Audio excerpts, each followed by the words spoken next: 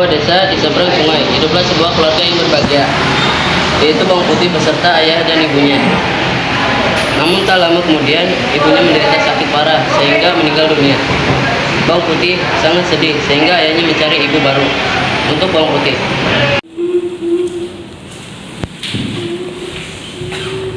Janganlah kau bersedia, aku akan memberimu ibu baru. Apakah dia sebaik ibu, ayah? Tentu saja, nak. Lalu ayah bawang putih menikah dengan seorang janda yang memiliki seorang anak bernama bawang merah.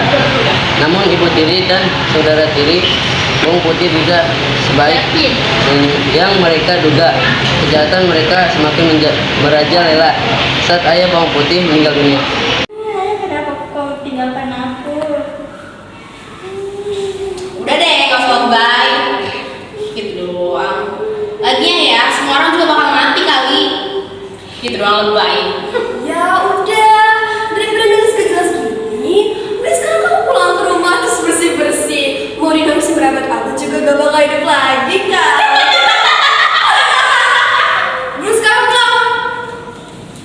Sampainya di rumah, ibu tiri dan saudara tirinya hanya bersantai-santai saja, sedangkan bawang putih diperlakukan seperti pembantu tanpa upah.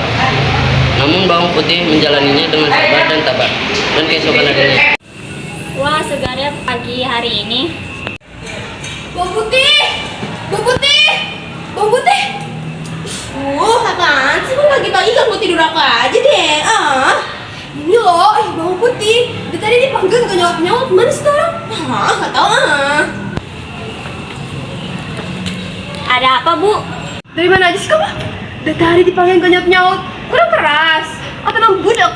Mending sekarang kamu cuci baju terus rapi-rapi. Saya mau pergi belanja. Ibu mau belanja? Aku ikut ibu, please. Iya, ayo, udah sekarang. Kamu sekarang cuciin baju nih cepetan ya. Saya mau belanja, saya pulang harus udah rapi semuanya. Baik, Bu.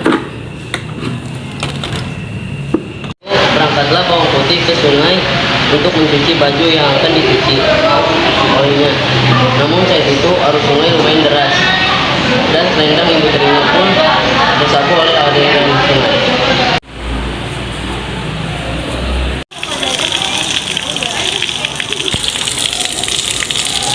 Astaga, tas kesayangan ibu hanyut, aku harus mengejarnya.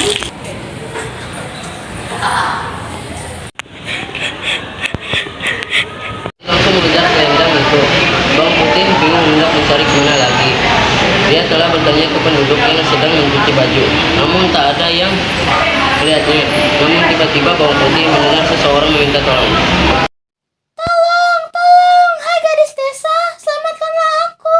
Aku terjebak dalam jaring ini.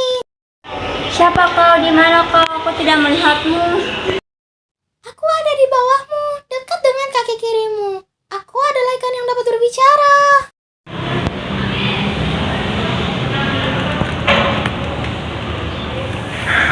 Kasihan sekali kau yang ikan yang malang. Namun, bagaimana kau berbicara? Aku adalah jelmaan salah satu peri kayangan. Aku yang menjaga sungai ini. Jadi, sebagai rasa terima kasihku, aku akan mengajakmu ke tempat tinggalku. Terima kasih, tapi aku sedang mencari tas ibuku. Kau dapat menemukan tas itu di sana. Benarkah? Baiklah, aku akan ikut. Bawang putih berada di tempat yang sangat megah, mewah, dan indah, yang bernama Kayam. Lalu datang seorang pria yang sangat cantik jelita bersama ikan ajaib tadi. Terima kasih, kau telah menyelamatkan kawanku. Kau berhak mendapatkan hadiah. Silakan pilih, mau kotak yang besar atau kotak yang kecil. Baiklah, aku akan mengambil kotak kecil saja karena yang aku lakukan hanya hal kecil. Terima kasih, Pri.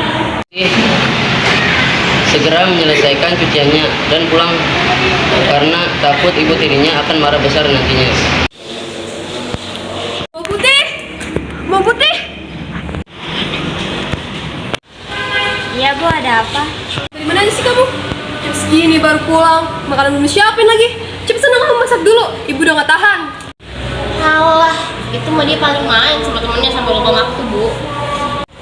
Tidak, Bu, yang dikatakan bawang merah tidak benar. Tadi aku bertemu dengan ikan ajaib yang bisa berbicara. Aku pergi ke kayangan dan bertemu dengan peri cantik. Udah, gak usah banyak alasan kamu. Cerita ngarang-ngarang. Mending sekarang kamu siapin makanannya, ibu udah gak tahan.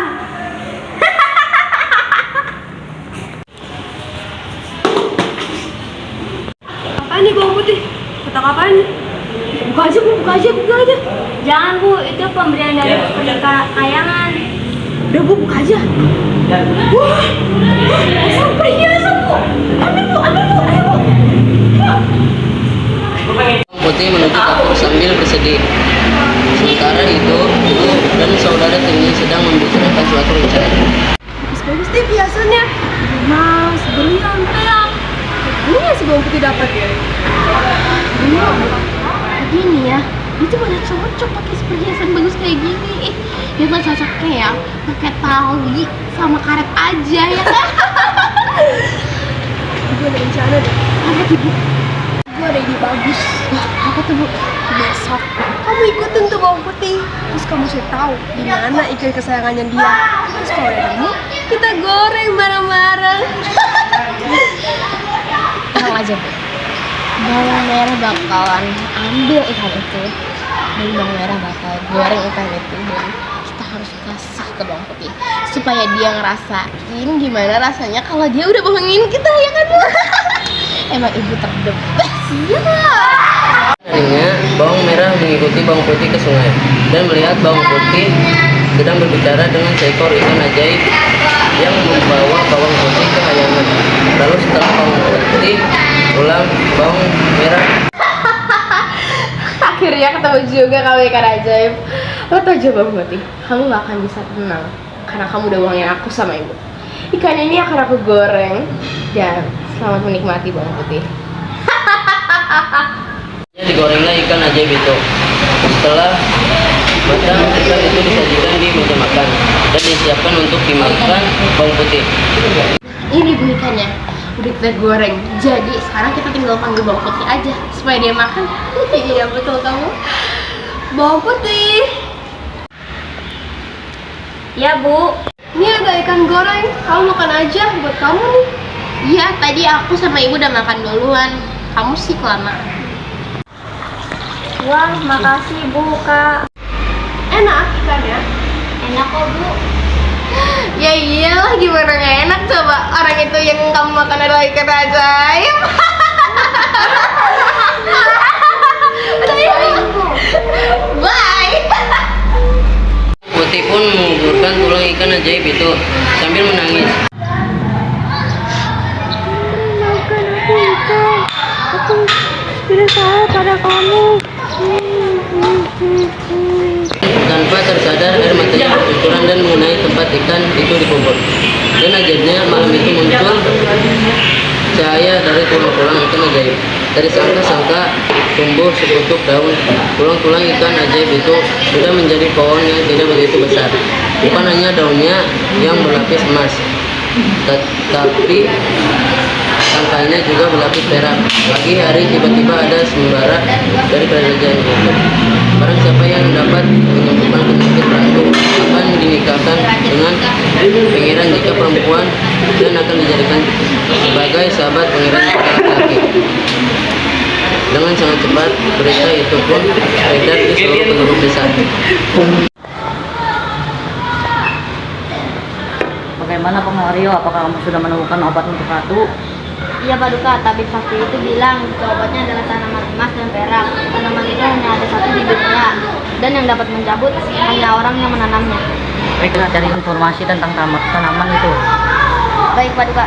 Pak Duka, saya telah mendapatkan informasi tentang tanaman itu Di mana tanaman itu berada? di sebuah desa yang berada di seberang sungai.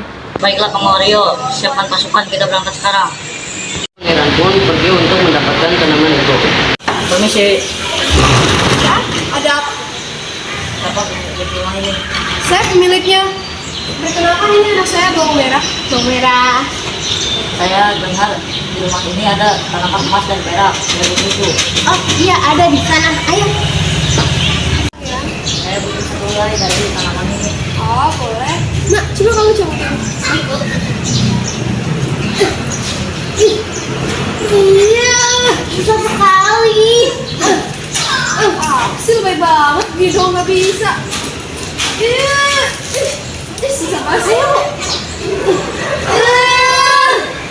Lain di rumah ini.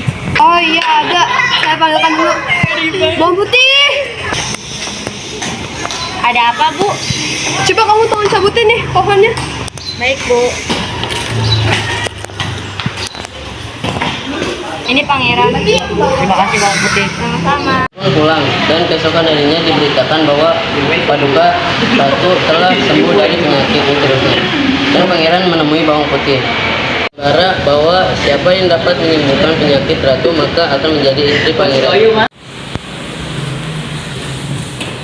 Permisi Bang Putih. Iya, pangeran. Para siapapun yang menemukan obat untuk ratu akan menjadi pembantu. Apakah kamu mau jadi pembantu?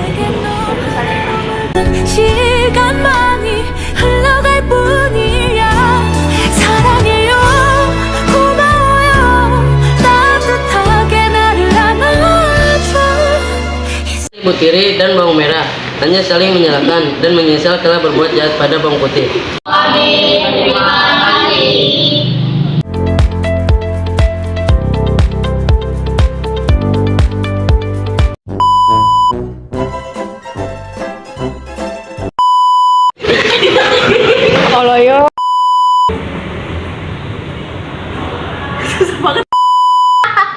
Akhirnya ketemu juga kamu ikan kanan. Pengawal Rio, apakah kamu sudah menemukan? Udah 3 nih. Saya telah mendapatkan informasi